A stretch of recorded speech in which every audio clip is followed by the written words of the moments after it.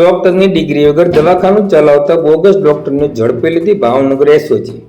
ઘોઘા તાલુકાના હાથપ ગામમાંથી ડોક્ટરની ડિગ્રી વગર ક્લિનિક ચલાવતા બોગસ ડોક્ટરને ઝડપી લીધી ભાવનગર એસઓજી।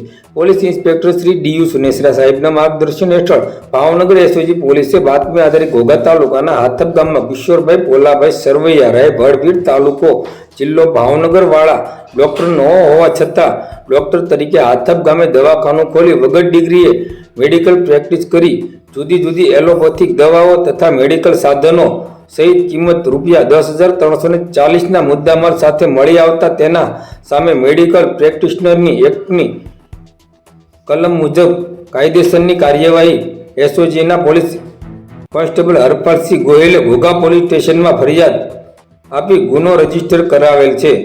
આ કામગીરીમાં પોલીસ ઇન્સ્પેક્ટર ડીયુ સુનેસરા તથા પોલીસ સબ ઇન્સ્પેક્ટર જેડી બારોટના માર્ગદર્શન હેઠળ હેડ કોન્સ્ટેબલ મહિપાલસિંહ ગોહિલ તથા હેડ કોન્સ્ટેબલ શ્રી રાજેન્દ્રસિંહ ગોહિલ તથા પોલીસ કોન્સ્ટેબલ હરપાલસિંહ ગોહિલ તથા સુરુભા ગોહિલ જોડાયા હતા। આવા અવનવા સમાચારો જોવા માટે અમારી થર્ડ આઈ એક્સપ્રેસને લાઇક, શેર અને સબસ્ક્રાઇબ કરવાનું ચૂકશો નહીં। આભાર, ધન્યવાદ।